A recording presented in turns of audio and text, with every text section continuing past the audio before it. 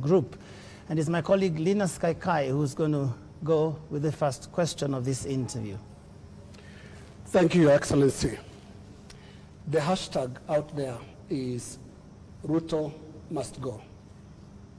Doesn't need much interpretation, does it? Protesters want you out of office. How do you respond to that? Everybody is entitled to their opinion. I have a job to do. We are a country of rules. We are a constitutional democracy and citizens, because we all enjoy the freedom of speech, freedom of thought. Citizens are free to engage in discourse that they want to, but that is what it is. Those are the fruits and signs of a democracy. But this is no ordinary discourse, Mr. President. Over 20 people are dead. 39 are missing through state-driven abductions. And first, they're asking a very simple question. 24 people dead. Your Excellency, do you have blood on your hands? I have no blood on my hands. 19 people, to the record that I have from the security agencies, are dead. Very unfortunate.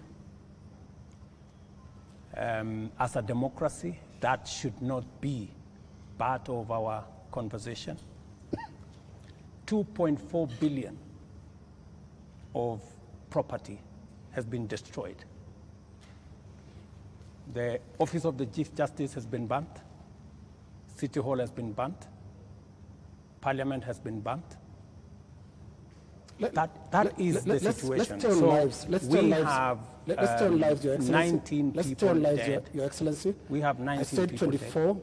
You said 19. Let's turn lives. And number two, Your Excellency. on abductions. Your Excellency, let's turn lives. There are people who are burying their children, whether they're 19 or 24. And they're watching now, and they want to see how you feel about the deaths. Give us your feelings, Your Excellency. Let me tell you. And we could give examples, Your Excellency. There is a 12-year-old boy, Kennedy Onyango from Rongai, whose mother narrated how his boy was basically just going to get books for his schoolwork. There is Rex Masai, who was shot in the middle of the street in Nairobi. And these are real human beings. Don't you feel a sense of responsibility for what is going on in the country? Let me tell you the following. Any life that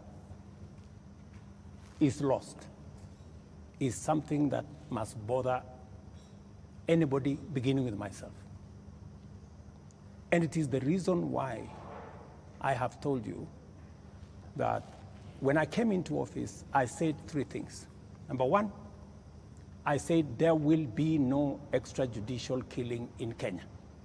That's number one.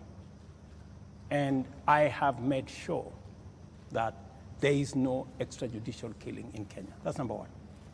Number two, when I came into office, I said I want an independent police service. And I did sign the necessary instruments so that the police does not need permission, does not need authority, and does not report to the office of the president. The police operational, financial independence, I have made sure that the police don't have to ask me, don't ask anybody. They operate independently. And number four, it is true that children got into situations that they became victims of the demonstrations. What started to all of us, and I have spoken about it, I have said, the young people who have stepped forward to engage in the political discourse of their country in a peaceful manner. Tribalists are a welcome development in Kenya. That I said. But let me also say the following. These great young people who have stepped forward to prosecute their agenda, the affairs of the country, I am certain that they did not ban parliament. Criminals and other agents who took advantage of a legitimate concern of Kenyans stepped in, went and banned the Chief Justice's office, went and banned City Hall, went and banned Parliament, and destroyed property of innocent citizens. The parents, Mr. President, So, what are you telling them? These things have I am happened telling under your every- watch. I am telling under your every- watch. I am telling every parent. I have kids like they do.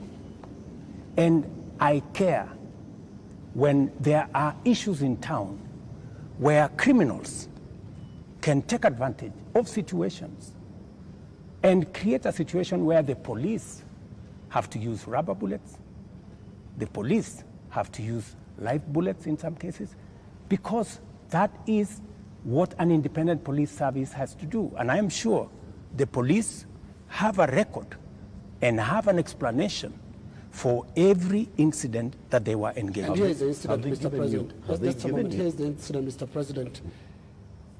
This boy, 12-year-old, took 8 bullets.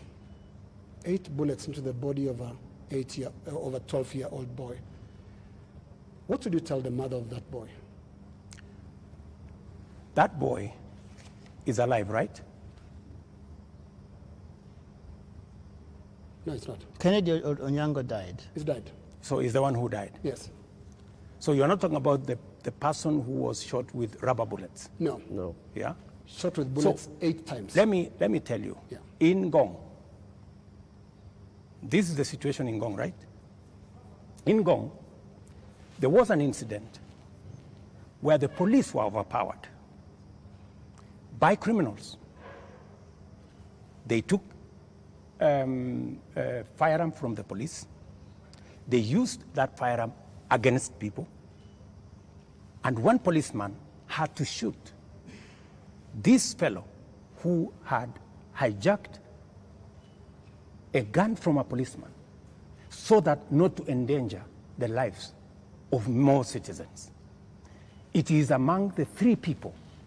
One of the criminals is among the 3 people who was shot by the police after they overpowered the police and took the bullet and took the gun from the police and used it against innocent citizens. I cannot confirm to you that this is not the man that shot the child, but investigations are going on and we will get to the bottom of it. Mr. President, I am telling the mother of this young person that I, as president, will make sure that finally I will give her an explanation of what really happened and make sure that we bring this to a situation where, like her, like myself who have children, she too can be, her child can be accounted for. Mr. President, the Kenya National Commission on Human Rights is the one that has accounted for 24 bodies lying in morgues. And those bodies, the records show that these people either died in hospital and while undergoing treatment for gunshot wounds, or they ended up in the morgue in the last 2 weeks with gunshot wounds. 24. These 24, Mr. President, are you saying that the security agencies have told you that these 24 were criminals, that these 24 were armed, they were posing a danger to the police officers, and that is what necessitated the police to use live bullets on them? Because the circumstances for the police officer to use a live bullet is clear, even in their own code of operations. It is when the life of that police officer is in danger, or when somebody else's life is clearly in danger, and the person who is endangering that person is armed. Were the 24 armed? Did they pose a danger, a direct threat to the police? 2 things. The same Kenya Human Rights Commission Kenya National Commission. Kenya National Commission. The government agency. Yeah, the government agency. Yes. Told the nation that there was a massacre in Githurai and 20 people were killed in Githurai. Were 20 people killed in Githurai? Really? The Kenya National Commission on Human Rights does not have records of 20 people killed. No, but that's their statement. It is a statement that is public, you know. So the same Kenya Human Rights, Kenya Commission, National Human Rights Commission, told the country a blatant fake news falsehood that there was a massacre. This 24 is also... Let me. You ask me a question. Allow me to answer. Yes. That's what they told the country. So an organization that can tell the country without verifying that there was a massacre in Githurai. In fact, BBC, on that account, went to investigate in Githurai. And of course, you have read, BBC has said there was no massacre in Githurai. Mr. President, there was one person who was shot by the police. Let me answer. So, an organization that is as reckless as to say there was a massacre when there was none, now is telling us there are 24, the police are saying 19. We will find out where the numbers are. Okay. But that is the credibility of the organization that you are telling. Mr. President, that may well be. Let me also... My question, just on Mr. that President, issue, just was so that Eric can follow up. The people who died, yeah, that's where I'm coming. were they a danger to the police? That's where I'm coming. Are they the criminals that you're talking about? Let me tell you two things. There will be an investigation on how these 19 Kenyans died. There will be a clarity, an explanation for each and every one of them. I have told you one situation where somebody accosted the police, took over the firearm, started to shoot at people, endangering the lives of many other Kenyans. He was shot by the police. There is a situation in Parliament. How did the invaders in Parliament? They invaded Parliament and went straight for the armory at the Mausoleum. They went straight at the armory at the Sergeant at Arms office. Those are the investigations that we will get into, and a proper explanation will be given to the country. Are weapons lost? What I am saying... Are the weapons at the armories and the mausoleum and inside Parliament? That is why there will be an investigation of how these armories were attacked and how did these people know that there was an armory in Parliament? Mr. President, you may not believe the Kenya National Commission on Human Rights, but surely you would believe your own deputy who has said there's been a return to extrajudicial killings and abductions, contrary to what you and him promised the people of Kenya. Let me tell you, I am the president, and I speak for the government of Kenya, right? And so this is what I am telling you. I made 3 commitments. That I will make sure the police is independent. And I did that on my first day in office. Number 2, I said there will be no extrajudicial killing in Kenya. I have kept my promise. Number 3, I have told you that if there is any arrest by the police, that does not amount to an abduction. In my very honest opinion. Let's pause for a moment, Mr. President. And I just want us to go to that video over there, which will play on air, and let's pause and watch it together, Your Excellency. Let's watch this video. Sell them to the people of Kenya. There are enough intelligent people in Kenya to differentiate what is good from what is better and what is best. Ni jambo mbaya sana kama tutatumia askari polisi.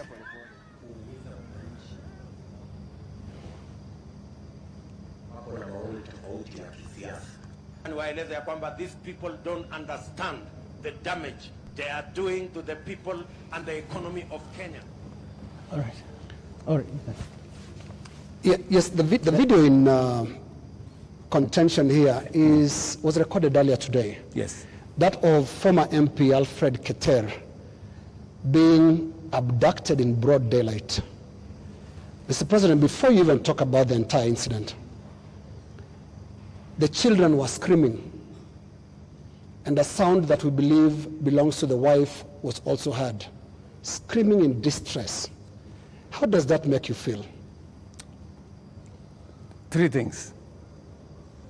I have told you, I made a deliberate decision to make sure that the police operate independently. That's number one. Number two, I have told you, if the police summon Linus Kaikai, and Linus Kaikai refuses to go to the police, are the police not entitled to come and look for you? When the police come to arrest you after they have summoned you and you didn't show up, is that an abduction? So let's have this as a confirmation. That no, I'm just asking you. Let's have this as a confirmation, Your Excellency, that Alfred Keter was summoned by police.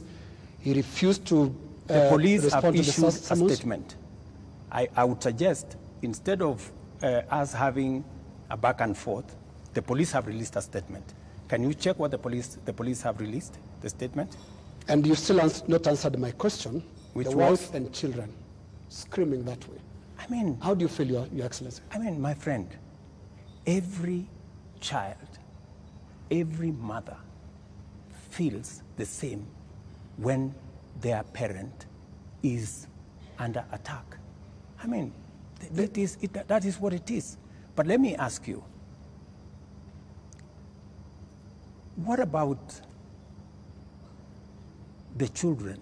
What about the children of those who have lost their lives because of the criminality of others? Don't they feel the same? So we just need to be a country of the rule of law. Impunity cuts both ways. Those who respect the law must be protected by the law. Those who do not respect the law must face the full force of the law. That's how it operates. That's how we will have a society. Here is the same way we must condemn excessive use of police powers, but we must equally deal firmly and decisively with criminals who put the lives of other Kenyans in danger, destroy property of hard-earned earnings. There are many people, Linus, in this demonstration that have lost livelihoods, that today their children are crying. Today their wives are in tears because they don't know how to face tomorrow. Mr. President, their businesses have been wiped out. Yeah. Their incomes have been destroyed. I have just told you 2.4 billion shillings worth of business has been destroyed. And today, as I talk to you this evening, there are families who have tears. There are families who do not know how to face tomorrow. And I've asked you very specifically, President, how do you feel about those tears, especially those who have been killed by police bullets? It is horrible. It is horrible. When you find a situation where people are grieving, whether they are grieving because their parents have been arrested, or they are grieving because their hard-earned earnings of many years, monies there, I have on my phone, people who are saying, I borrowed money. My whole loan has been wiped out. My whole barbershop has been destroyed. My whole hardware has been looted and burnt. And they are in tears. So I must equally work with the police to protect all these citizens. And it cuts both ways, Linus. It cuts both ways. Using the rule of law. Absolutely. Let me take you to just step by step. Absolutely, the rule of law. The rule of law says. The rule of law requires the police to investigate a matter, to, when they have sufficient evidence, present that to the ODPP. The Director of Public Prosecutions takes people who are culpable to court. That's the journey in the rule of law, Mr. President. In the case of 39 people who have been abducted, and the abduction here, we're using it deliberately because of the manner in which the people have been arrested, like we've seen in the case of Alfred Keter. Others who've been picked up from their houses in the middle of the night. and they are held incommunicado for more than 24 hours outside of what the rule of law says. And then they are not taken to court, so they are not charged with anything. That is outside of the rule of law. So in one instance here we are saying we are not following the rule of law. In the second instance, Mr. President, you have people who were unarmed, like in the case of Rex, who was shot in the middle of the night, unarmed, who have been shot by police and they've ended up dead. 24 of them. You say 19. That again is extrajudicial because there is no justification that has been produced to show that there was justification for the police to use the excessive force. So basically we are showing examples where the rule of law, which you promised to uphold, which you also set and said, this is what the police has been doing.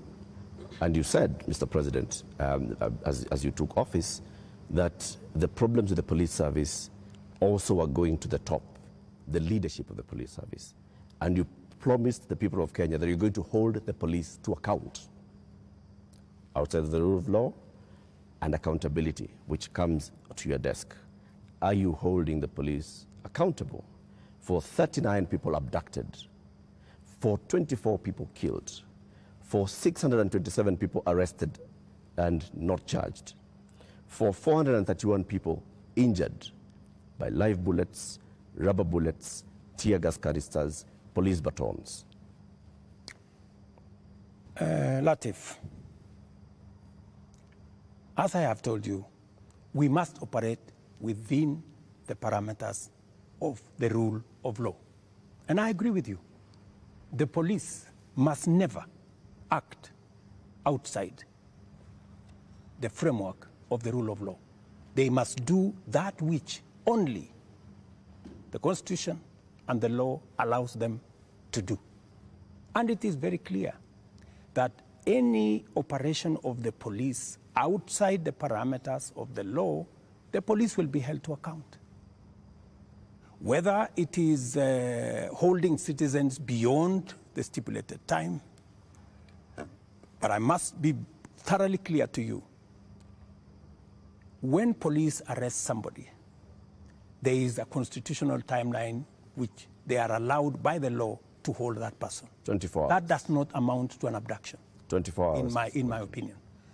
A case in point is what has just been said here about what happened earlier today. And you guys clearly said in this conference that was an abduction. I mean, it's just clear now that it is not an abduction. They're not this is an arrest. And the police have come forward to say, this is the situation, we have arrested this person, and it is just good for us to all of us follow the law. And I agree with you, the police must act within the law. But let me ask you one question also, Latif. I have never, in this conversation, which is now 20 minutes in,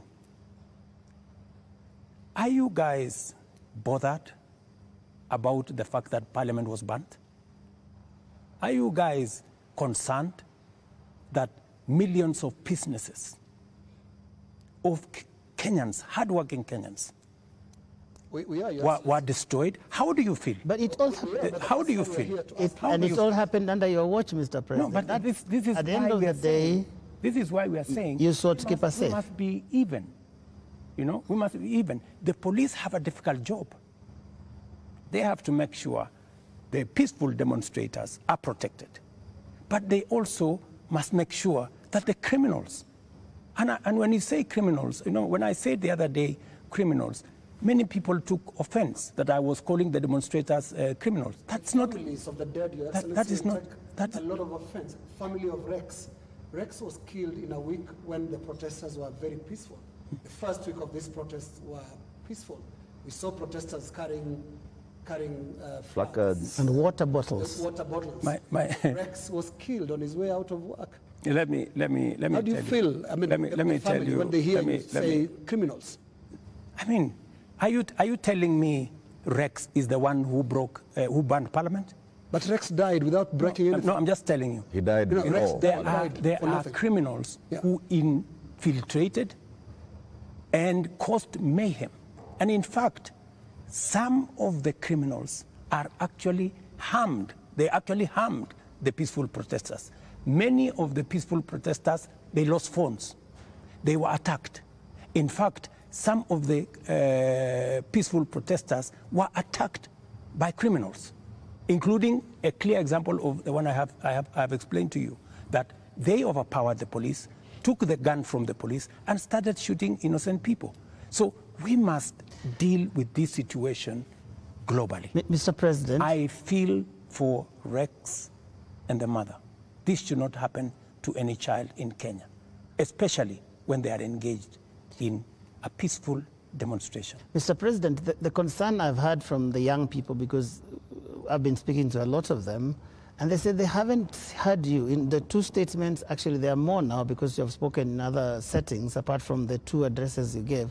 They haven't heard you address them. They haven't heard you talk to these parents. They haven't heard you acknowledge that there were people who were shot by police in circumstances that did not warrant that. Are you saying you haven't seen anything that bothers you about how police responded to these protests? I am very, and and in my first statement, I clearly said that innocent lives were lost. In my second statement, I said the same. There were innocent lives lost.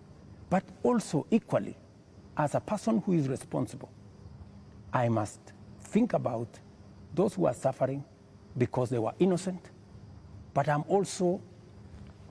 must also be concerned about those who are suffering because criminals cause them immense harm. And that is the balance that I need to be able to lead a country. I must protect everybody. I must protect the protesters, and I must be concerned about their lives. I must also protect innocent people who become victims of criminals who take advantage of a peaceful, democratic process that goes on in our country. Do you feel that you protected all those people in the last couple of days, whether it is people who have businesses, whether it is Parliament, whether it is the people who lost their children? I did my best. If I hadn't done what I did, things would have been much worse. In fact, many people ask me, Mr. President, why did you call in the army? I mean, what choice did I have? I mean, it would have been very reckless of me in the face of the kind of harm people had gone through, the 19 lives that were already lost, in the face of a burning Chief Justice office, Parliament, and the rest of it. I mean, it would have been very reckless of me not to mobilize every arm of government and every arm of our security agencies to protect the country and to protect lives. You acted as Commander-in-Chief. You also acted as President, Head of Government, and the person who took the sword and promised to protect the people of Kenya. You chair the National Security Council, which brings in the head of the police, the head of the intelligence, the head of the military, and cabinet secretaries in those dockets. Did you have information prior to Tuesday that there was going to be infiltration of the peaceful demonstrations by the criminal elements that you've talked about more than once? And if you did, what did you do about it? We had information, and that is why we prepared in the manner in which we did. If we hadn't prepared in the manner in which we did, we would not be counting 19. We would be counting different numbers. Okay. And I am telling you that the level of mobilization by criminals was heavy. In fact, many of the peaceful protesters, many of the young people, very well-meaning young people, left the town by 10, maybe 11, because they realized, and in fact you could hear them in their zelo.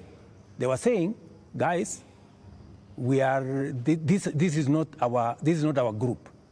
Let us go. Let us leave. You could hear them. It was in public domain that the peaceful demonstrators all of a sudden realized that the whole thing had metamorphosed into criminality. So there are criminal elements that's basically hijacked. So Tuesday, Wednesday, Thursday, Friday, Saturday, it is Sunday.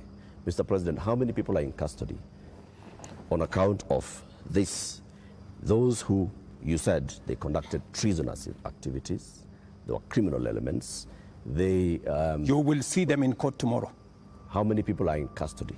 You will see them in court tomorrow. The police know what I have a, you know, a ballpark brief by the police that they have enough people. They have actually, because in Kenya nowadays, you cannot commit crime and get away with it. Those who attacked Parliament are on CCTV. Those who attacked the judiciary are on CCTV. Those who attacked everywhere, those who destroyed people's shops are on CCTV. Many of them are on the run, but we will catch them. Similarly, Your Excellency. Are the funders similarly, Your and Excellency. in Similarly. So to your question, so the police are at it, because if we don't deal with impunity, we will not have a country. Now, similarly, Your Excellency, you speak of them, protesters being on CCTV. Not the protesters, I'm saying the criminals who attacked Parliament. Right. Now, every policeman also, without uniform, conducted an abduction, has also been captured on camera. Those who captured Shad Kiprono were captured on camera. Those who captured Alfred Keter today were captured on camera. And a number of other such incidents. Similarly, so that because I can hear you balancing. Yes, that's correct. Yes, are we going to see action against the killer cops, or were they doing what you are saying you had to do to prevent this from being bad? Any killer cop who went beyond what is provided for in the law, action will be taken against them. But to your question, are you telling me, Linus, that a police officer becomes only a police officer when they are in uniform? No. Police officers can identify themselves, even when they are in civilian. So, and when a police officer comes to you and says, this is my ID, I am police officer, you are under arrest for the following reasons, that is legitimate. You cannot tell me that because they were in civilian, then what they did was wrong. And you know that's not what they do. And that's not what they did to Alfred Keter or Shad Kiprono. Were you there? We have the CCTV footage. It's there. I would suggest, Linus, that we be fair to the police as well. Mr. And I have given you my word. Any police officer who does anything beyond the provisions of the law know the consequences. Just as any citizen who also participates in actions that are outside the law, they also know the consequences. And it is our responsibility to make sure that security agencies act in accordance with the law. As citizens, we act in accordance with the law so that we can have a law-abiding, rules-based, rule of law-based country. As things stand now, Mr. President, are you satisfied with how the police handled this whole matter?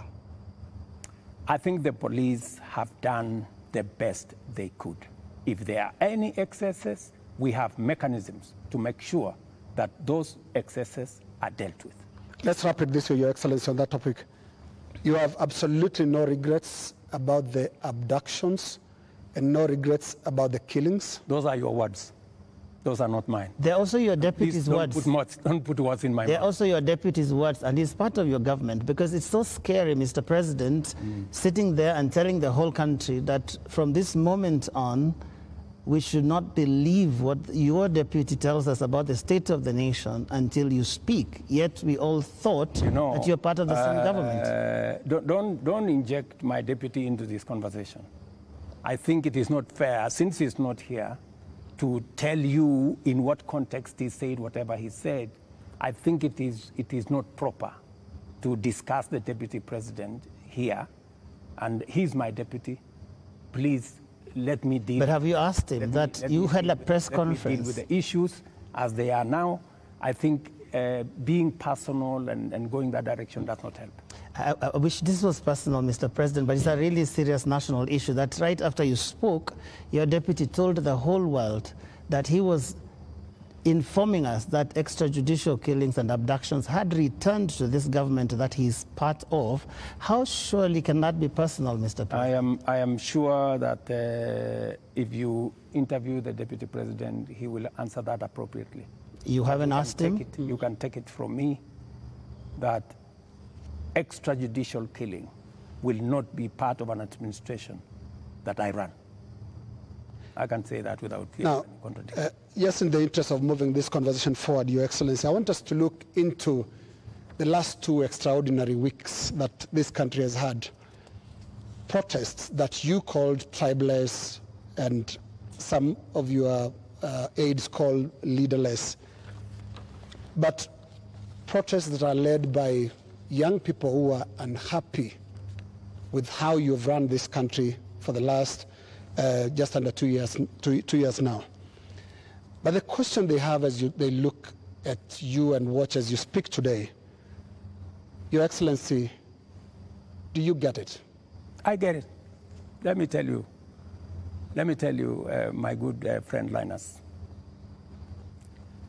what we are facing today is not a product of 2 years. What we are facing today is a product of many years. We've had a problem, a youth bulge, a demographic challenge as a nation, which we have ignored for very long. For the first time, I have decided that I am going to be deliberate, I am going to be intentional on tackling the challenge of young people and unemployment in Kenya. First time, there is an administration that thinks about the young people. Let me give you 3 examples, maybe 4. Well, let's keep it within the 2 weeks, please. No, it's okay. It's the 2 weeks. Yes. But don't look at the 2 weeks in isolation. The young people we have in the street did not happen in the last 2 weeks. They were not born when I became president. They were not jobless when I became, they did not become jobless when I became president. But I want us to... These are young people who over the years, we have close to 4.5 million young people who are out of school, out of college, with degrees, certificates, diplomas, without jobs. And that is why I have done 4 things. Number 1, when I pushed the housing program, it was not about the houses. It was about the jobs. Today, as I talk to you, Linus, we have 160,000 young people working in different parts of Kenya under our housing program. In Mukuru, here in Nairobi, and I challenge you, Linus, to go there tomorrow, there are close to 4,000 young people working who were jobless. Number 2, I have a whole program on digital jobs. I was in Ruto now, with the MP for... just allow me. Allow me to interrupt you. No, allow me. There are risks on both ends of this interview. No, you told me about Your Excellency, the young people. To talk about the last 2 weeks. The young people are saying, you don't get it. You don't understand what they're talking about. Now, what is the trigger here? They're saying there was this conversation about the finance bill that your government, until the other day, could not listen to anybody. It's not about the housing project. It's about listening. They are saying yours is not a listening presidency, and yours is not a listening government. How best can I listen to the young people of Kenya if I am not addressing their issues? And that is why I want to tell you, Linus, these young people, what is their biggest issue? They have talents. They have gone to school. They have no jobs. That is the problem. And I am addressing those issues. Housing is one of them. Digital jobs is another. I was in Ruto with Simon Kingara, the MP for Ruto, launching an ICT hub that will is actually hiring already 5,000 young people. Our whole plan, including what was in the finance bill, was to increase CDF by 10 billion shillings to roll out ICT hubs in every ward in the Republic of Kenya, so that we can hire young people, train them, put them on digital jobs. I have a third program on export of labor. Mr. President. I have a fourth program on manufacturing, to be able to create more opportunities for the young people of our country. And we want to inform you, they're no longer just talking about things that can be done to them as a demographic. They are looking at the big picture. Finance bill brought them out. And when did they come in? They came in after all public participation forums were not listened to. Kenya Association of Manufacturers spoke to the parliamentary committee, same thing, and said this is a bad bill. Association of Insurance spoke to the parliamentary team, this is a bad bill. We had a big conversation on national television, this is a bad bill. You did not listen. You had a meeting here with your UDA MPs, and at some point told them to pass it as it is. And until the last week, that was the first Tuesday when the protests were there, when now you offered to some amendments. They're saying you're just not listening, and it's not about them. It's about the big picture issues, and we'll come to them, including the question of corruption, which is not really a youth thing. Indeed, Mr. And just to add on to that, Mr. President, been more Mr. President, I just want to come in your analysis. I just want to add on to that, Mr. Because I want to add on to because that. let me just finish it, Neil. It's the same question. It's the same question. Mr. President, if you went into all the X spaces where the youth are speaking, if you looked at the demonstrations and what they were saying, the placards they are carrying, none of them has talked about we don't have jobs.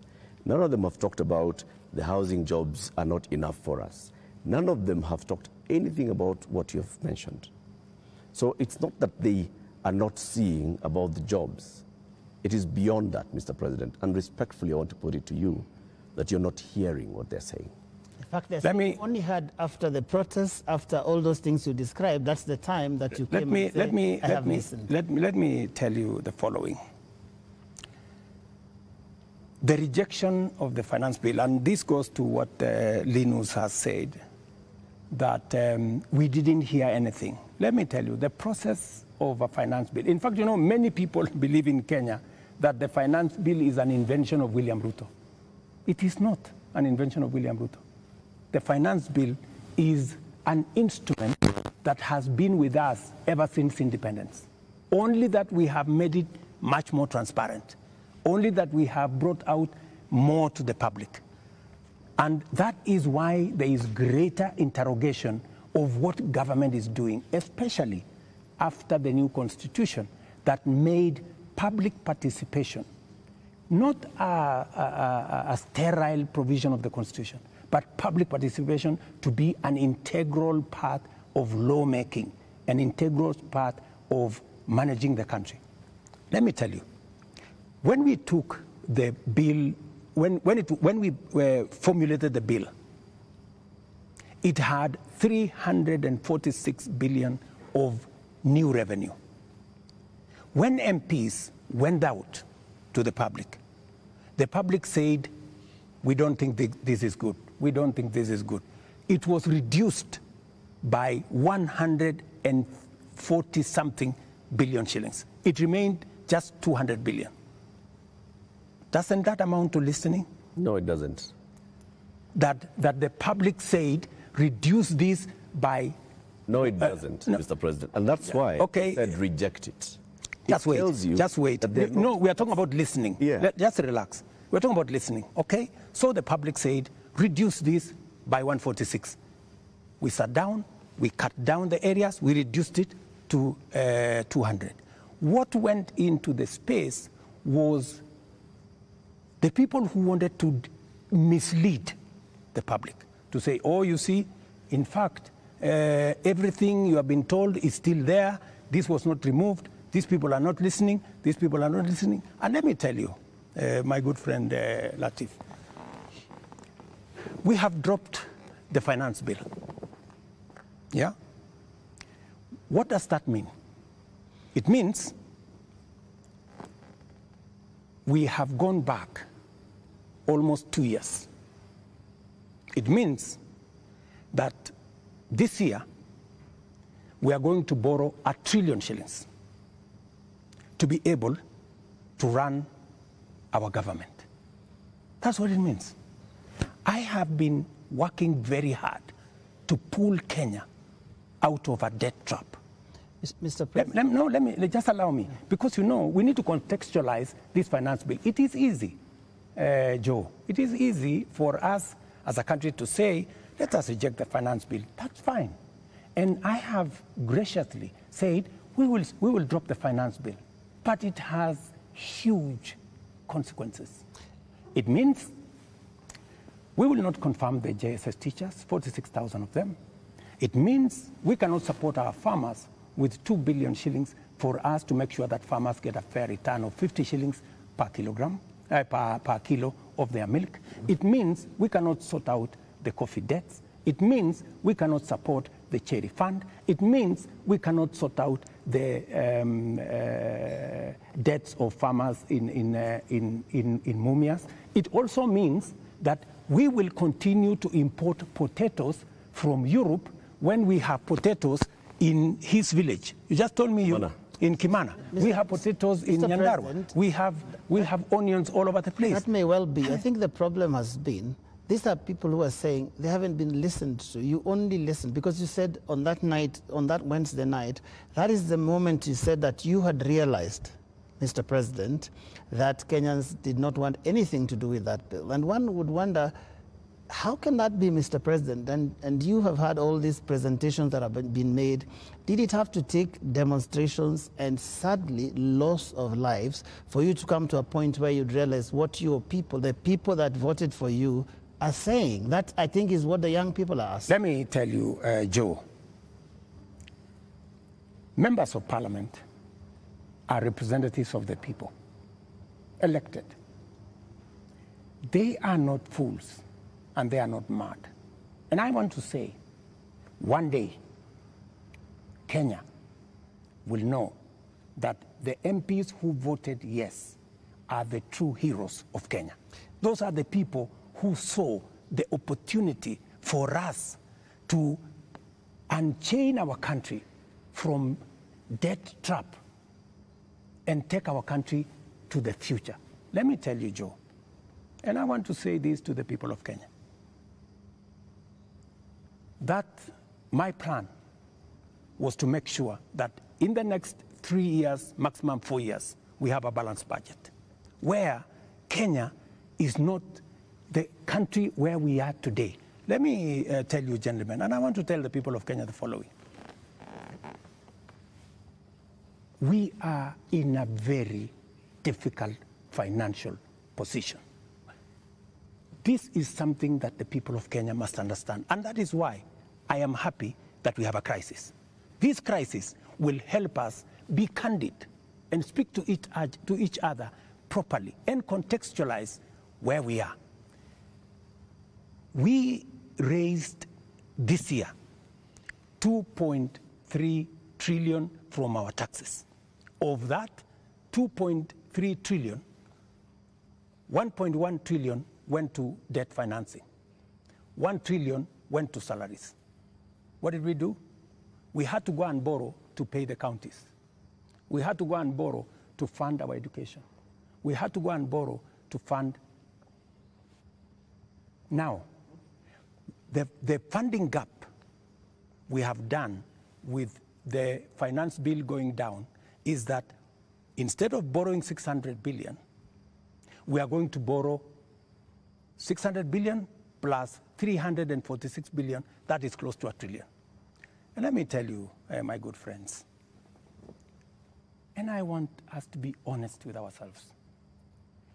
This is not how a country will get to a status where we are proud of our nation. This is not how we are going to. This is not how we are going to grow. And that is why, Linus, this situation, this crisis is a very important inflection point that we can sit together, assess, let us agree. And I have no problem. Let us agree. Yeah. Do we continue borrowing? And let me give you the statistics. When in 2013, Linus, just allow me 1 minute, please, with a lot of respect. Okay. In 2013, the debt stock of Kenya was 1.8 trillion.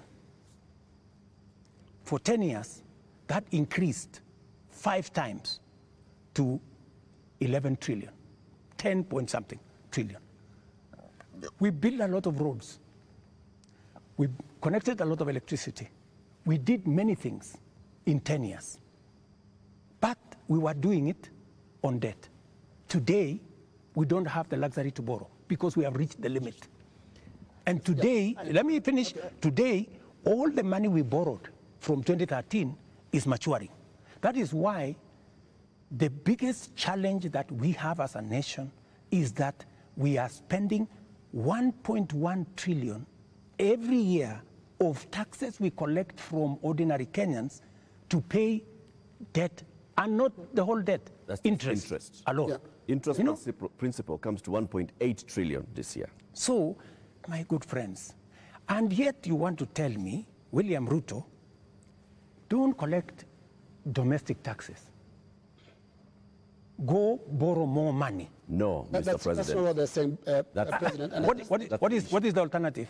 yeah, and I just wanted to come to one. No, what is the alternative? Just help me there. Yeah. Because there are only two things you can do. Either you raise money from taxes or you borrow, period. There is no magic here. There are Kenyans, Your Excellency, right now who do not listen to all that. Yes. They are not interested in that. That's okay, but that's the reality. But I need If you are not, if you do not want to listen to hang on, Your reality, Excellency, hang on, Your Excellency, because I need you to address a very important issue here, and that is one of a trust deficit. There are Kenyans who watch you, Your Excellency, and I don't know whether you are aware that they don't trust what you say. They don't believe what you say. Are you aware, Your Excellency, for example, that a lot of Kenyans increasingly don't associate the truth with you? that is your assessment because you have never associated the truth with me from the beginning. No, there's quite a number of Kenyans. No, I mean, that is your assessment. We asked people before we came here this That's the evening, assessment. Yeah. and many of those that responded to me directly, and to even our platforms, on KTN News, on Spice FM, on NTV, on Citizen, and we were asking them, what question should we ask the president this evening? And the one thing that many of them were saying is, when will he stop lying? So it's not Linus. Can he tell us the truth this time? Let me say the following. I told the people of Kenya that I would reduce the prices of fertilizer from 7,000 to 2,500. I don't know how that is a lie, because they buy it at 2,500. Okay. I told the people of Kenya we're going to have a housing program. A housing program is underway in Kenya. I can tell you, Linus, that whether you believe me or not, facts will not change. Yeah. And Facts are not changed by who says it. And allow me to step back a bit, Your Excellency. And facts are very stubborn. Allow me to step back a bit. Yes. And what I'll do is we'll play clips, just a little combination of clips of yourself speaking not too long ago, and I want us to listen to that. I'll stand out of the way because you said it's me that doesn't share the truth with you, and I would like you to respond to yourself, to the clips that we are going to play. But you see, Linus. Let's watch that, Your Excellency. I think, Linus, Yeah. you don't bring clips that are in a biased way. You know, you select maybe something that has not happened. Yeah. Can you be fair and select clips across the board? What I said and has been done, and what I said and maybe has not been done. So let's watch that. Maybe you can watch that. Yeah. Waeleza ya kwamba these people don't understand the damage they are doing to the people and the economy of Kenya. Kwa hii taxes wanaongeza usiku na mchana. Na mimi nataka niwaulize watu wa hapa Manga, tafadhali, mkiona tumesimama hapa mbele yenu, tunawaambia ya kwamba tutengeneze hiyo serikali inakuja ambayo inaelewa lugha ya mwananchi wa kawaida. If you have good ideas Why do you need the police? Why do you need blackmail? Why do you need intimidation? If you have better ideas, sell them to the people of Kenya. There are enough intelligent people in Kenya to differentiate what is good from what is better and what is best. Ni jambo mbaya sana kama tutatumia askari polisi kuumiza wananchi wasio na hatia eti kwa sababu wako na maoni tofauti ya kisiasa. I agree with that. It is not fair to use the police to harass citizens who have a contrary opinion. And that is perfect. That's what they're accusing you of. I still believe that. That's what they're accusing you of. But you don't tell me that... What is the problem with Alfred Keter? Yeah. Is that a contrary opinion? No, it's not a contrary opinion. I mean, the police have said why they arrested him. It is not because of me.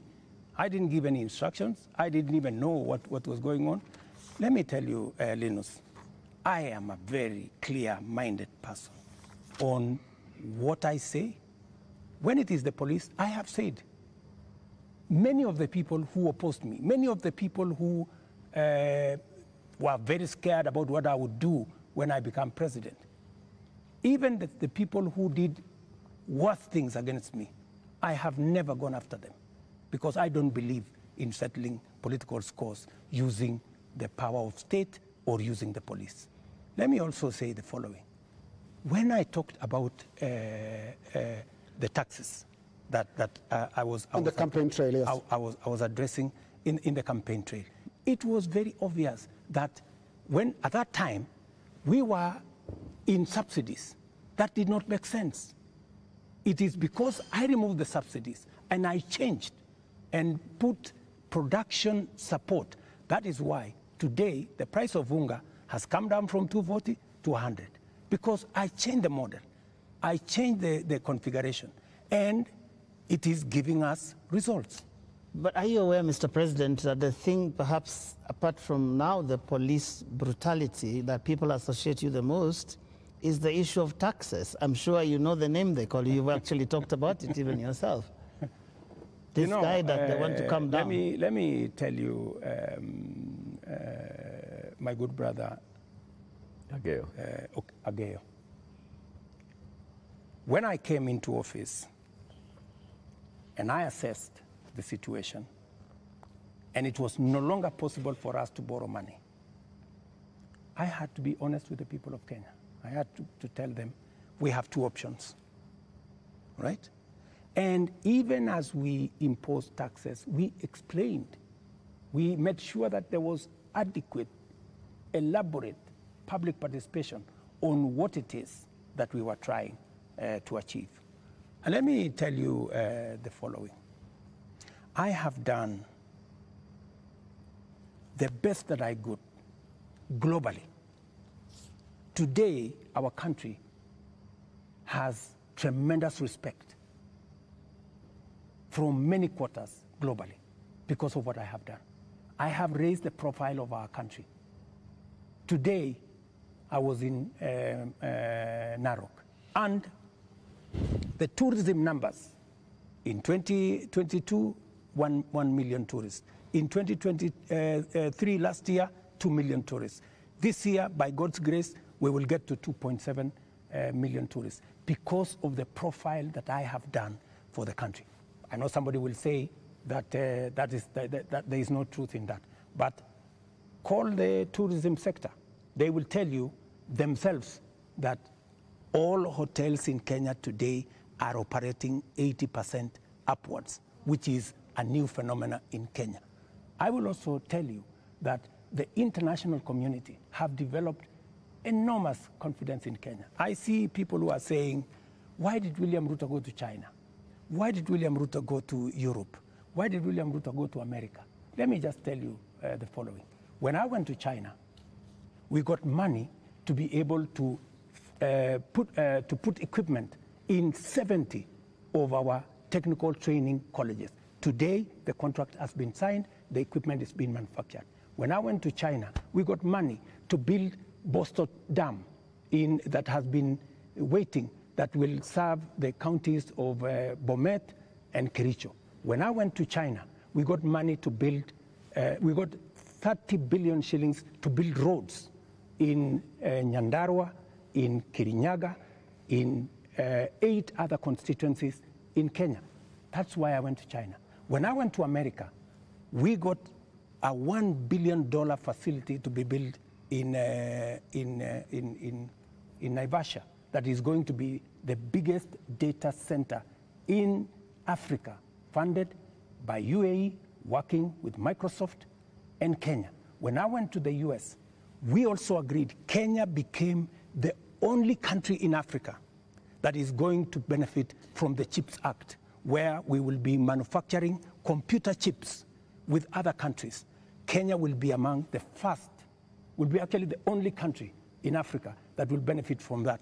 And so it doesn't... many of the young people who I see today, those are my targets for the future. So it doesn't bother you that there's this tag on your head as a president who has overtaxed Kenyans, and that the sufferings that we are going through is because of excessive taxation that you have imposed on Kenyans? That is what I was asking about. You see, if I am called Zakayo, yeah, because I have explained to the people of Kenya that the option we have is if we continue borrowing, we will go down the cliff. If that is what is going to take Kenya to be saved from a debt default, I don't mind being called Zakayo, because it is a sacrifice worth making. Mr. President, every morning on Spice FM, we have 4 hours of a talk show. And many times we ask people, even those who come to the show, to tell us what is it that the nation is saying when we are seeing people out on the streets. And many of them, even when we said that we're coming, you have invited us to come and have this conversation this evening, they said, tell the president that he's tone deaf. And we ask why and how. And they say, when William Ruto took over as president, he took over a budget of 3.2 trillion shillings. He went to Parliament and he said, Honorable Speakers, I believe that this budget is too high. We should cut it by 300 billion shillings. So you believed barely 1.5 years ago that you can run the country with 2.9 trillion shillings. Barely a few months, you went to Parliament and requested to spend 3.6 trillion shillings. This year, you went to Parliament and initially requested to spend 4.2 trillion shillings. And what do they see in return? They see extravagance in government. They see a government that is pushing gung-ho to employ new people called CASs. They see a government that is purchasing new motor vehicles and trips that are extravagant. They see opulence with those that are close to the president appearing in public carrying wads of cash. They see condescending attitude from those who serve in this government when they're asked, why are you spending? And they respond the way they respond. Your advisors speaking the same. And so they see a government where the president is telling people, we are going to live within our means, we are all going to tighten our belts, we have austerity. They end up with their children not going to school because for months JS teachers are on strike. They end up with, right now, 91 days where clinical officers have not been to work. 91 days, Mr. President. We ended up with intern doctors going on strike for weeks because the government says it has no money. We end up with people going to the hospitals and there's no medicine. We end up with people who are being told that we don't have money to pay salaries, or we don't have money to pay salaries and also have development. Yet, they see all this extravagance and opulence from those in power.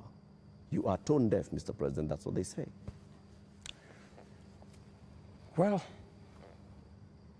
I guess that's why we must have a conversation. That's why we must have a conversation. And I'm very happy for us to have this conversation so that we can put the facts on the table and we can all of us make a decision. But let me tell you the following. I've listened to you, and let me also tell you that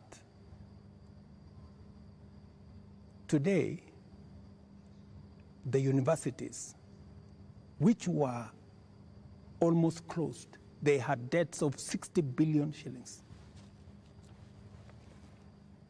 I have enhanced their budget by 40 billion shillings, the universities, because education to me is very important. It is the greatest equalizer. Today, the universities can confirm to you, and I was sitting here with the vice chancellors, that I made the right decision because we are funding the universities better. Let me also tell you, I took the decision to hire additional teachers, 56,000. It has never happened in the history of Kenya. Why? Because education is the greatest equalizer. Many parents in rural Kenya take their children to schools that have no teacher. And we are disadvantaging them. The children of the poor get the worst form of education. They have no chance. I decided, because I said it is bottom up, I decided that I'm going to put more money in making sure the child of every Kenyan has an opportunity to be their best by giving them the correct education. I decided that I am going to put money in farming. The first year, I put 10 billion shillings in fertilizer subsidy, a program that had been scrapped for 5 years. The difference is obvious. Today, by God's grace, we have a harvest. The prices of food commodities has come down. Day before yesterday, Latif, there was a release of where we are with inflation. Inflation in Kenya is now 4.6%. When I came into office, it was 9%. Inflation coming from food products. It was reported not by me, by the institutions that are charged, 4.6%. We have, where I have invested money, I can account for it. Right. And it is making a difference in the lives Their of concern many. is on extravagance in government. I will come to opulence in on opulence and extravagance. Every trip I have made, I have not made any trip outside Kenya to go and do things that are of no benefit to this nation.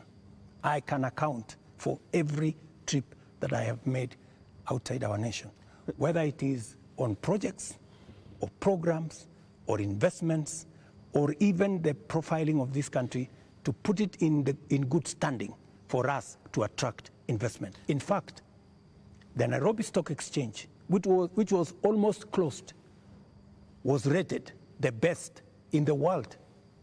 Not said by William Ruto, but it was in the public domain by Bloomberg. If you don't believe me, believe Bloomberg. Mr. President, So I have done what I could for the country. But let me finish opulence. Questions. Let me go to the opulence. And let me be very clear that the display of insensitivity is a statement that has come to me, and is a sentiment that has come to me, and you will see something very different going into the future, whether it is coming from my staff, whether it is coming from this office. And I know people have raised issues of CAS, for example. I deliberately, even after Parliament had approved the position of CAS, I have not appointed any CAS because I realized that we were in a situation that we could not. And no CAS will be appointed until we have an economy that can support more opportunities. I know citizens have said that there is no need for the office of the First Lady or Second Lady. Third Lady. These are offices that were there. But because we have to live within our means, those offices from tomorrow, this new budget which is starting tomorrow, they will not be part of our equation because in the face of what has happened, we have to trim down every other area. And in fact, not just those, many other spaces are going to be trimmed down to reflect the new reality, especially after the finance bill was taken down by myself when I said we take this down. We are going to cut our cloth. We are going to cut our coat, the size of our cloth. We're going to reduce money going to counties. We're going to reduce money going to the judiciary. When I came into office, the judiciary was getting 18 billion. Today, they are getting 25 billion. But it was because I believed in the rule of law. I believed that we needed to do something about making sure that our judiciary has resources, because Kenyans were telling me directly, justice delayed is justice denied. Will you I cut have the size hired of your government? the highest number of judges under my administration, because I believe that Kenyans must deserve justice. Will you reduce the number of ministers, ministries, or state departments, or advisors? That is an area we are going to target and cut down, because it is the reality we have to face. Mr. President, when things like this happen elsewhere, this is a whole finance bill that's been taken down. Correct. You have people who have been advising you on financial matters. You have people who have been advising you on political matters, listening to the people. You have advisors who have talked down at Kenyans, who have called them spoiled kids, KFC, Java, and whatnot. And you have people who have been around you talking into your ear with regard to some of these things. And many people have ventured to actually say that this amounted to a vote of no confidence. Is there going to be some kind of shakeup that actually acknowledges that this is not where we should have been, and therefore, I am sorry, Kenyans, and this is what I'm doing about it? Because short of that, how are we to know that we will not find more of the same?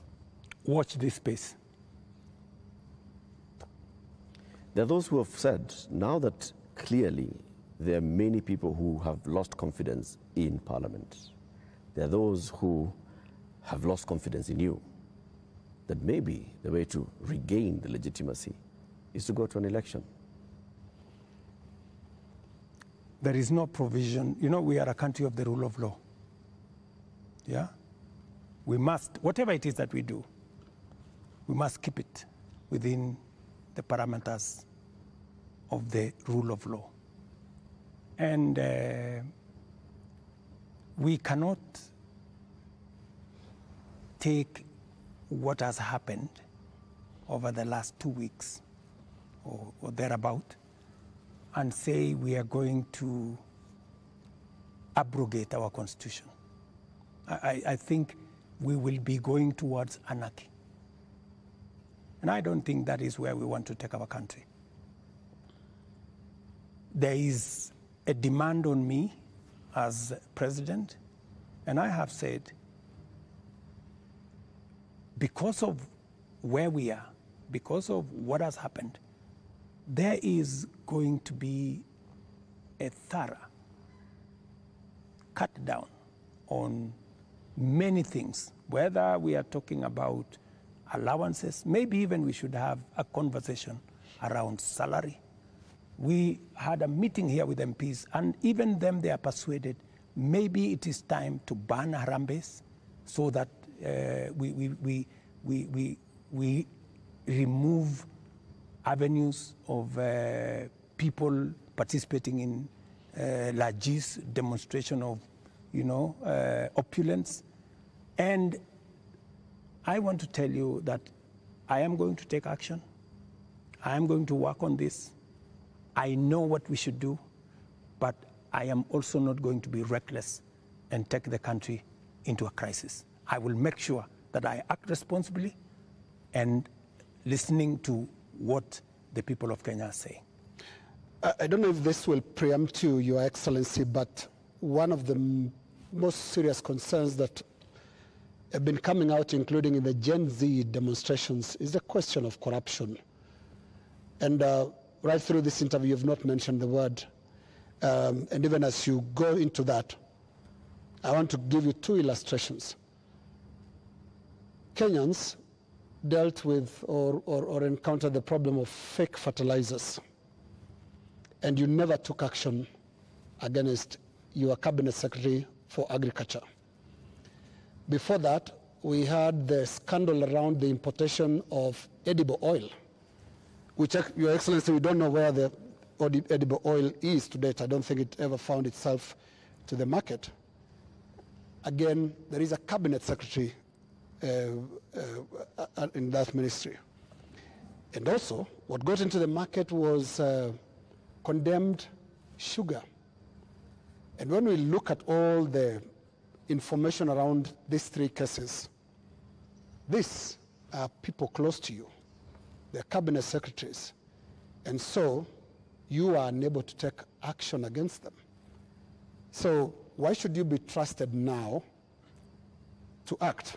Because there are those who read and say you are really a hostage of those who campaigned for you to become president. They get away with anything. Three things, Linus. We hadn't reached the question of corruption. So don't unfairly accuse me that I have not spoken to it. I am ready to speak about it. That's not number one. Number two, I fired the CEO of KEBS when the sugar thing came up. Number two, on fake fertilizer, the minister, Mithika Linturi, was taken through a process in Parliament.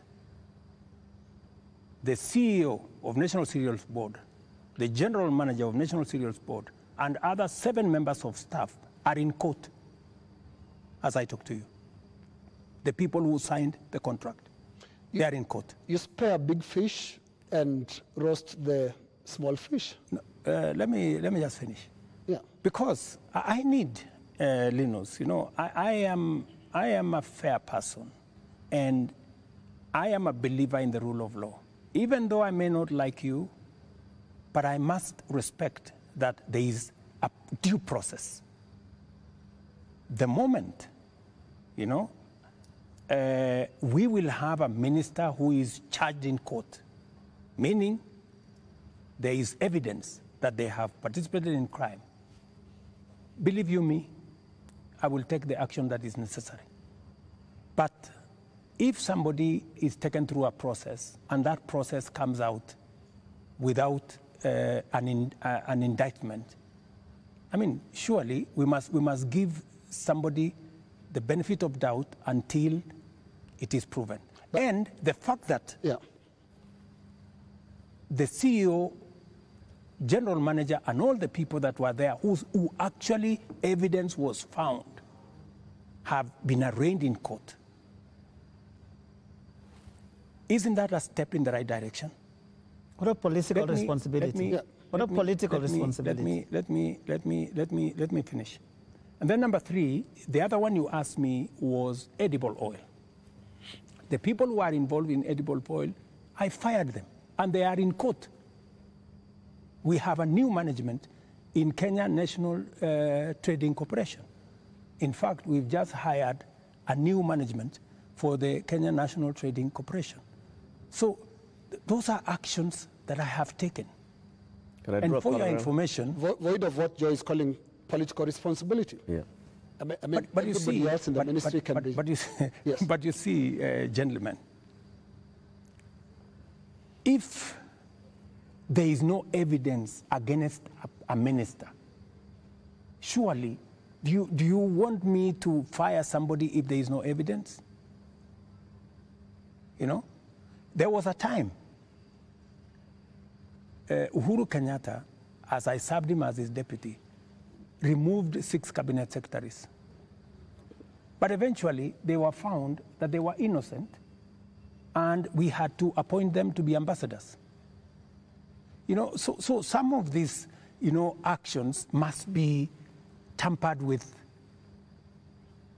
process of law, you know, due process. So unless we follow due process, gentlemen, we will end up being something else. Allow me up to this, just a moment, Eric, in a moment. Yeah.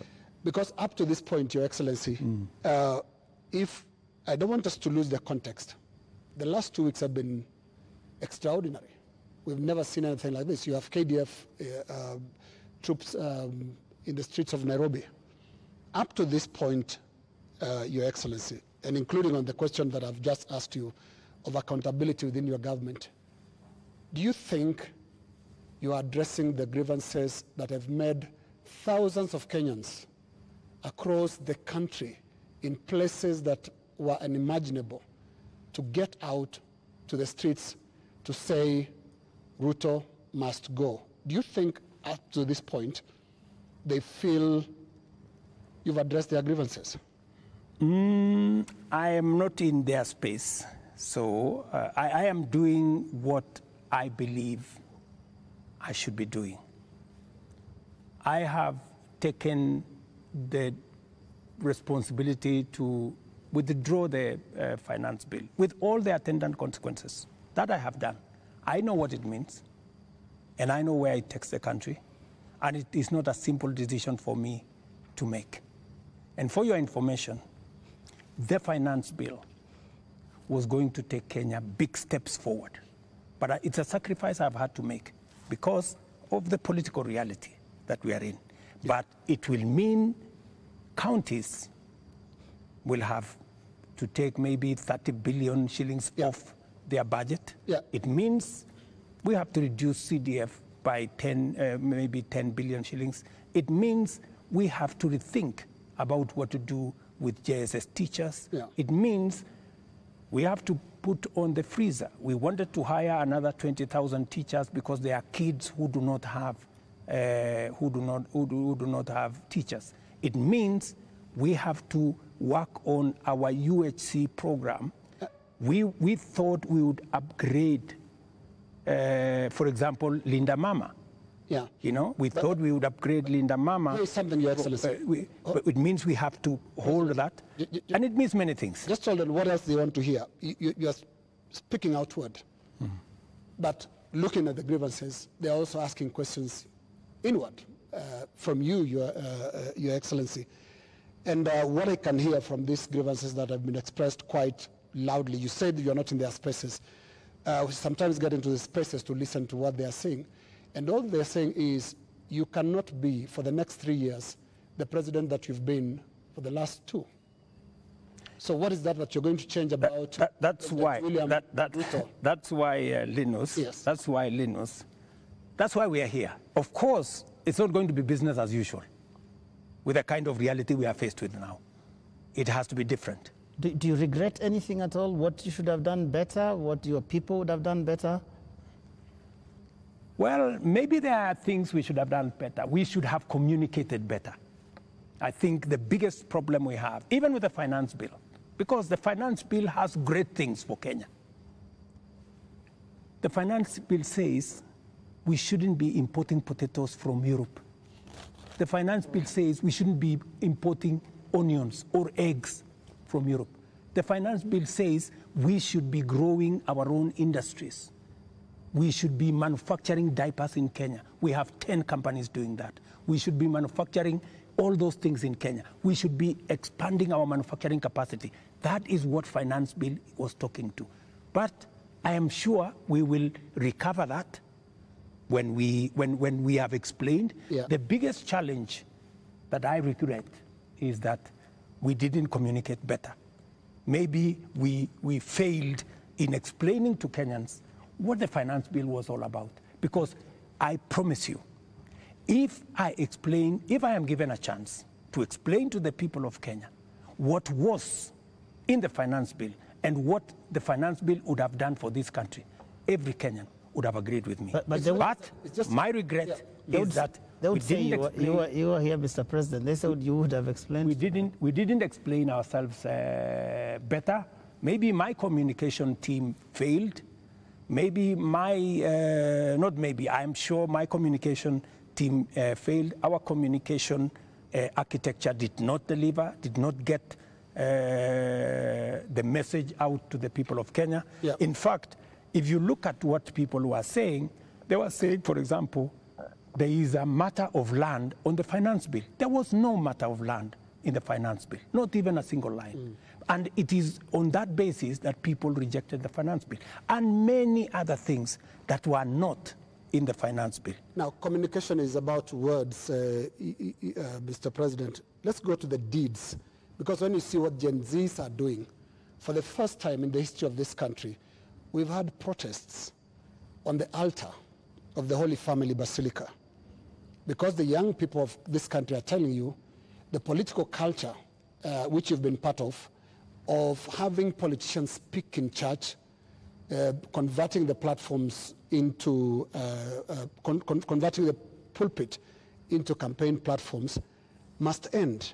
So I'm not hearing you addressing and looking more inward into this whole picture that the Gen Z is painting. They're not just talking about some of those things that you're raising. On that, Linus, I have even had an occasion to speak to church leaders here. On that, on matters of politics on the pulpit, I am 100% aligned. We shouldn't be using pulpits in churches or in any other places of worship to prosecute politics. It is not right. And I agree, we need to change that culture. We need to change the culture of Harambee. Harambee started as a noble exercise. It supported many people to go to school. It supported many people to deal with the challenges of medication and hospital bills. But I think it has been stretched. It bred corruption? It has stretched too far. And I think it's time, corruption? as a country, we must stop corruption. We must stop Harambees, because it is occasioning and it is breeding, if I may say, corruption. Yeah, because when your aid of a much lower pay grade donates 20 million shillings to a church fundraiser, there is something fundamentally wrong. And that is why this conversation is necessary, so that we can stop it. Conversation, Mr. President. On Wednesday, you said you are hearing that there's what the Gen Zs are saying, and you're going to initiate a conversation. We saw the head of public service release a press release saying that there is now a formation of the National Multi-Sectoral Forum that will bring together all people. And you started having conversation with church leaders. The Gen Z, upon seeing this, are saying, we did not ask for a conversation. We asked for action. So what action is going to precede this conversation? Because the conversation is another talk. It reminds people of the NADCO talks, the BBI talks, IPPG. the IPPG talks that just happen and they just don't end. And people are saying, we want action, Mr. President. But now, we will participate in action, in conversations maybe later. But for now, Mr. President, yes, what's the action? I promised that I will engage the young people. Yeah, I promised. I was just making good my promise. And I promised a multi-sectoral forum, and that's what I have put out. I also promised that these are some of the topics I want us to discuss. I want us to discuss debt. I want us to discuss taxation. I want us to discuss unemployment. I want us to discuss corruption. I want us to discuss these issues. And it was a suggestion, and I am open. I am hearing that the young people are saying, we don't want a multi-sectoral forum. Maybe we should have an engagement with the president on X. And I am open to having an engagement with the young people on a forum that they are comfortable with. If they want digital? If they want me to engage with them on X, I will be there. At this point, Mr. President, do you think you know what the young people want? I have many young people in my house. Are they telling you all is well? The same ones that are in all these other spaces. And they want an engagement. They have ideas. They have suggestions. And I am open. If what we are doing on the digital space, on the housing program, on the export of labor, on manufacturing. If they have suggestions, I am open to those suggestions. They can improve, they can change, they can make new suggestions. And I also have a responsibility as a father, because these are our children. I have also a responsibility to guide and to listen to them and to tell them, yes, on this, I agree. For example, let's not have a spouse's office. I agree. Let's not have CASS for now. I agree. Let us not have advisors. Advisors. We will agree. Let us not have churches being a space for politics. I agree. So many of these areas, we need to even have a conversation. If we are paying 46% of our revenues for salaries and wages, when the legally established space should be 35%. That is why I started a conversation with Salaries and Remuneration Commission. We must deal with the issue of wages and salaries so that we bring them down to 35% and leave more money for our development. That is a conversation I am very happy about. When? Mr. President, it's been 2 weeks. It's been 2 weeks of you saying every day we are going to have a conversation. We just you know what they say on social media? I say they call you the president of tutafanya, tutatenga, tutafanya, tutarudi. No, it is always futuristic. But I'm here. You're saying, but I'm here. We are going to have a conversation. I said within a week. I gave a timeline. Within a week. Yeah. So within a week, we will have agreed on where are we meeting. Are we meeting at the X space? I am ready for that X space. Are we agreeing on this multi-sectoral? I'm waiting to see the suggestions that Kenyans have. I don't want to prescribe any suggestion, but when I give out a suggestion, I expect feedback. I expect people to say, maybe this is okay, maybe this is not okay, and then we agree on a way to move. Mr. President, any of them analyzing what you have actually said tonight on the issue of your advisors, your cabinet, what you're going to do, what Kenyans like to call heads that are going to roll as a result of this national shame, because that is what many people have called it. You have said, watch this space. And here there are all these other things that young people are asking you about. What is that concrete thing that you're telling them tonight that I have heard you? These are the things I've heard you say since all these things started, and this is what I have done. Because you seem to have withdrawn or declined to sign this finance bill rather grudgingly, but not in good faith, having understood what people were saying. You're regretting this thing. You're saying, you guys, mutaona, mmekataa lakini mutaona. That is what we're hearing. Let me tell you that I will not lie to the country that putting down the finance bill is going to be easy. I'll not be a leader. I have to be brutally honest. And those consequences, it will start with me. To cut down the budget in my office, to remove what we call austerity, to implement an austerity program that will cut down on unnecessary stuff, unnecessary offices, or offices that we can take down. I am ready to even engage the young people and for them to, because they want an engagement. I too want an engagement for us to agree. So what do we do with the debt? What do we do with the following? What do we do with the following? They will tell me, do this, fire so-and-so, fire so-and-so, do this.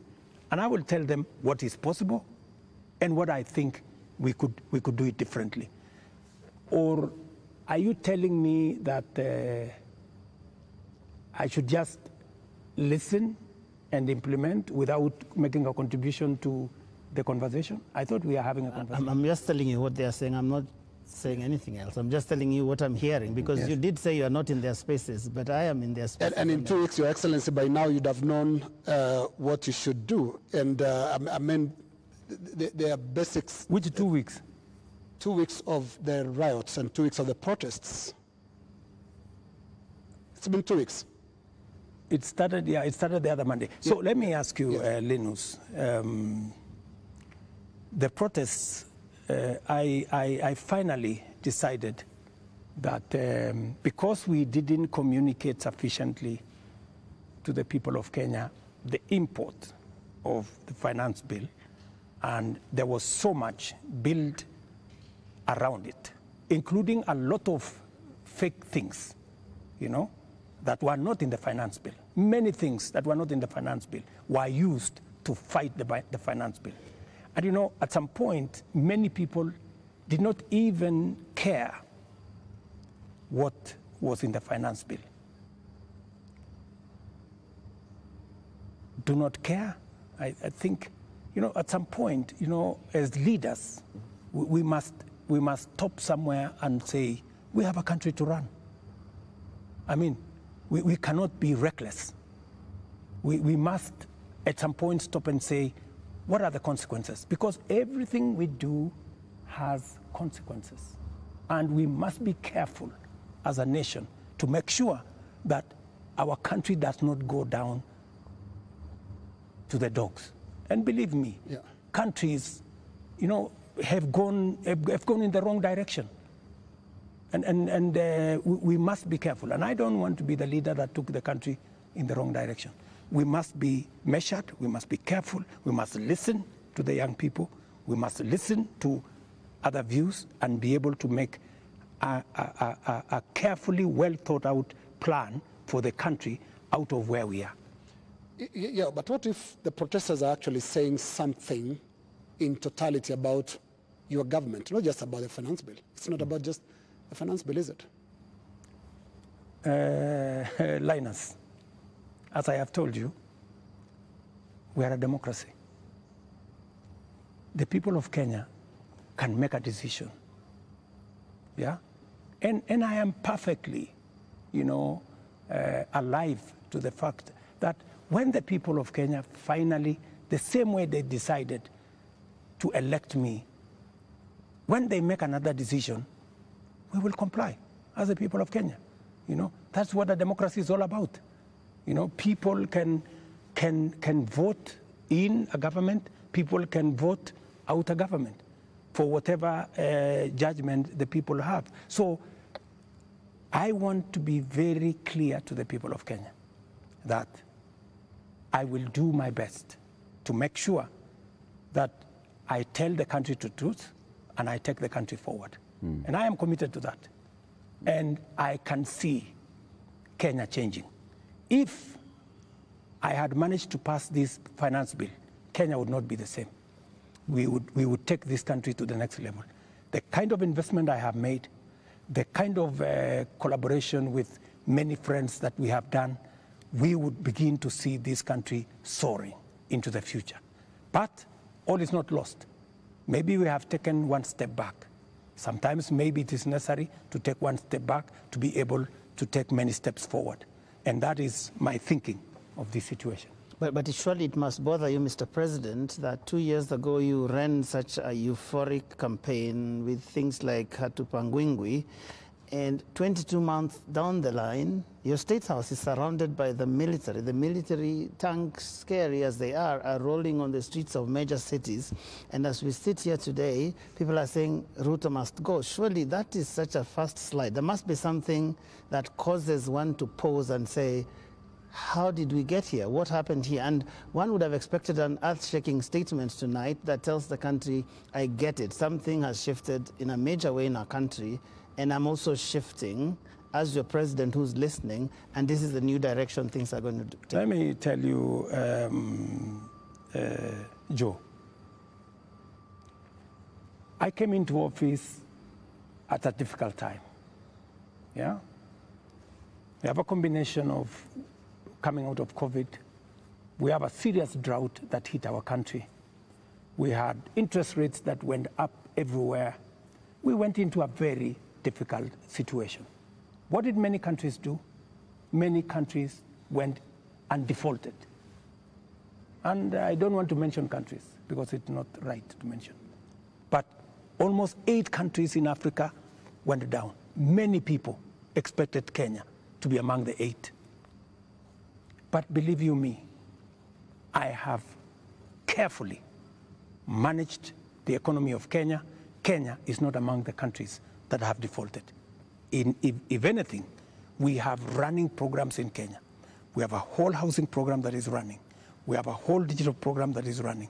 We have made changes in our education.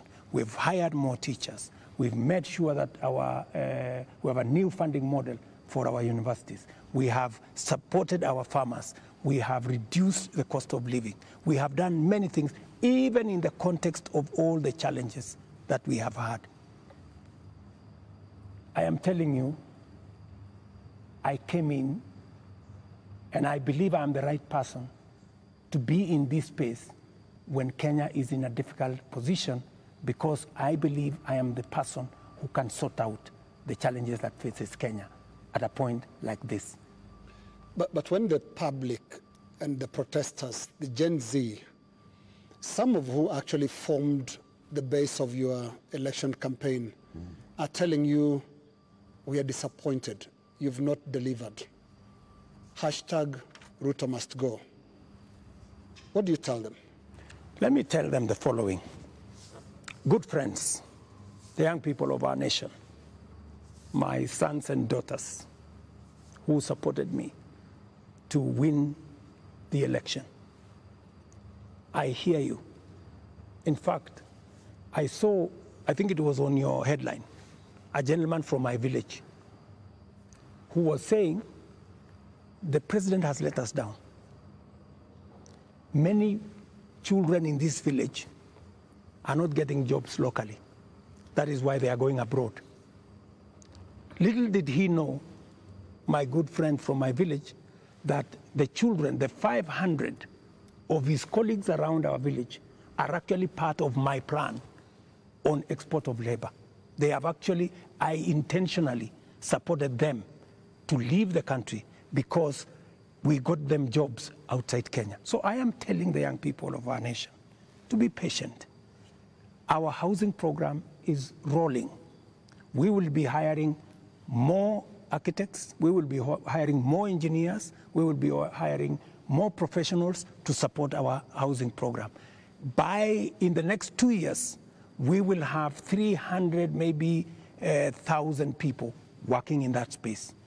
Be patient. We are sorting out the challenges that are facing our digital space. We are rolling out our digital space. Young guys, by the end of next year, God willing, we will have a digital hub in every ward in Kenya, because we have already started that process. Every TVET in Kenya today has an ICT hub with young people monetizing their talent. I want to tell them we are full speed into manufacturing. That is why we're saying we're no longer importing clinker, we're no longer importing steel, we're no longer importing clinker, we are no longer importing furniture.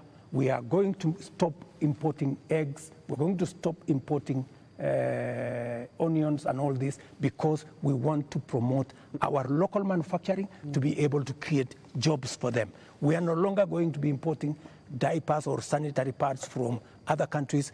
They are going to be manufactured here. Mr. President, I have worked with the industries to make sure that we create opportunities for these young people. We're going to work with them to deal with the challenge of corruption. We're going to work with them to cut down on government largesse. I am going to make sure that we have a lean government that responds to the reality of where we are as a country. That is what I am telling my good young people. The young people. There's another group of young people. Please speak to them directly. Yes. The young doctors who are in university graduating this year, yes, who are going to look for internship Correct. the next year. The young JS teachers who were on strike a couple of weeks ago, who are expecting to be absorbed into full permanent and pensionable contracts Correct. this year. The young clinical officers also who are graduating and they expect to go on internship. The other clinical officers who are hired on contract during COVID and other programs that are just contracts, and contracts are coming to an end. I am telling the JSS teachers, I had factored in 18 billion shillings in this year's finance bill to be able to transfer them to permanent and pensionable. Because in my phone, so many of them have asked me, Mr. President, we came in, we had an agreement that we are going to be interns for 2 years, we will move to permanent and pensionable. Although I don't have the finance bill, I want to tell them, give me a bit of time, let me figure this out, how we are going to do it without the finance bill. We had also put 3 billion shillings for the doctors so that we can be able to sort them out, especially the intern doctors and those who we intended to hire to, under our UHC program. I had put 10 billion shillings on the UHC program under the finance bill. That is now not in the equation. I have to figure out, let them just give me a little time.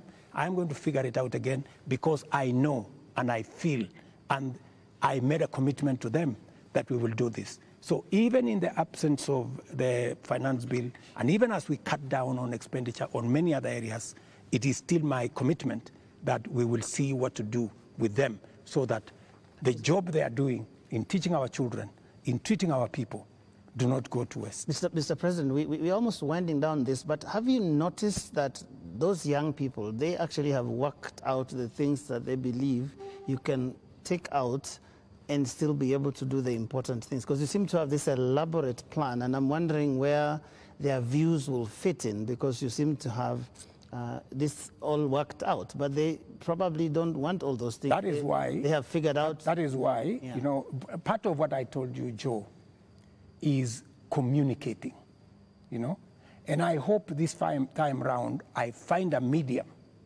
where I can engage, you know, and I am ready to go to this X place to engage with them, and I want to tell them this is my plan. Okay, tell me how I can make this better.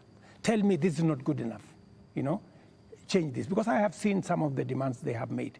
They have said that don't hire CASs, and I agree with them.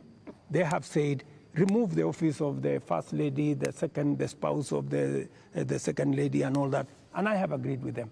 They have said a couple of things that we already are in agreement. They have, of course, said some of the things, abolish the office of women rep. I've seen they have also said we should reduce the salaries of MPs to 200,000 or something.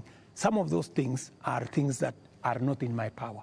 Those are the things that we need to do a whole of society, a whole of nation approach, so that if we are bringing down salaries from 1.1 trillion to 700 billion, that is something I am willing and I am ready to start with my own salary, going down to salaries of others, so that we can all live within our means.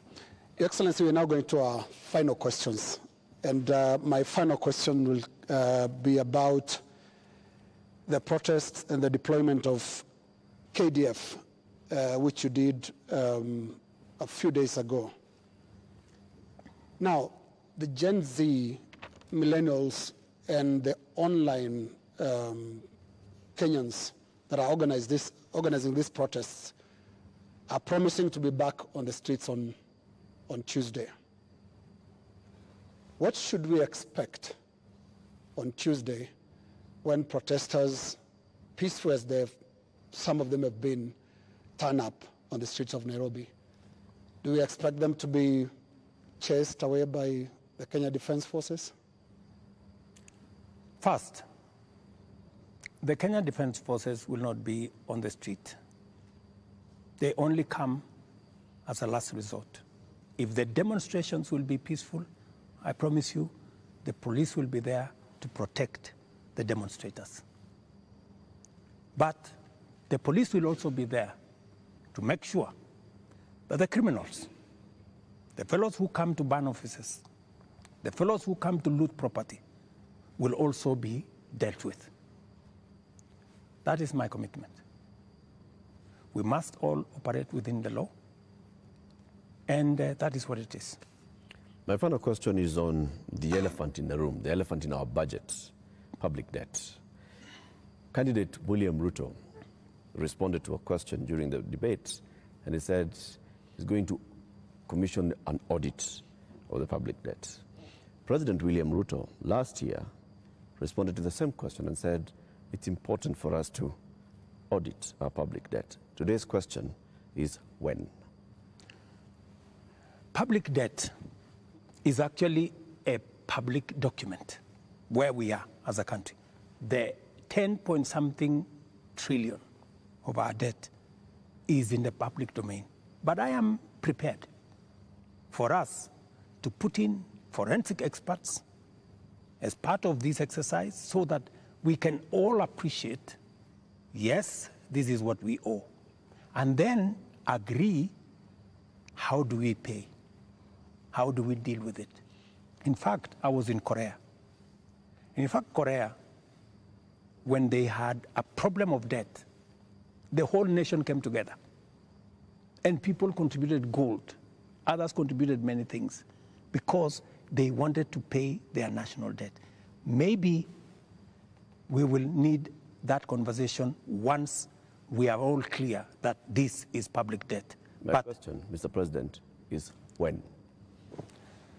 As soon as we finish this conversation, once we have agreed that this is the way we are going, I will institute the necessary steps to make sure that that debt is audited and it is made public for Kenyans to know this is the public debt. And I'm sure it will not take a month for us to be able to know, what is Kenya's public debt? And then we can take it up from there and go forward. Mr. President, my final question is about your cabinet. Given the things that have happened, given the questions that have been raised about fertilizer, about edible oils, about sugar and all of that, tonight, can you look Kenyans in the eye and tell them you have full confidence in the cabinet that is currently helping you to run the country? The cabinet that I have maybe could have done better. That's not the question, Mr. President. Maybe could have done better. I'm answering your question. Okay. Yeah? Maybe, unless you have a better answer, allow me to answer. No, I just thought my question was specific, but you can that's go what ahead. I'm saying. So maybe my cabinet would have done better, right? And I am going to do a soul searching on how we need to move forward. All right. Thank you very much, Mr. President, for your time. Ladies and gentlemen, that is where we end this conversation with the President tonight. My colleagues have been Lena Kaikai from Citizen TV, Royal Media Services, and Eric Latif representing KTN News from the Standard Media Group. And my name is Joe Ageyo from NTV. Do have a lovely evening.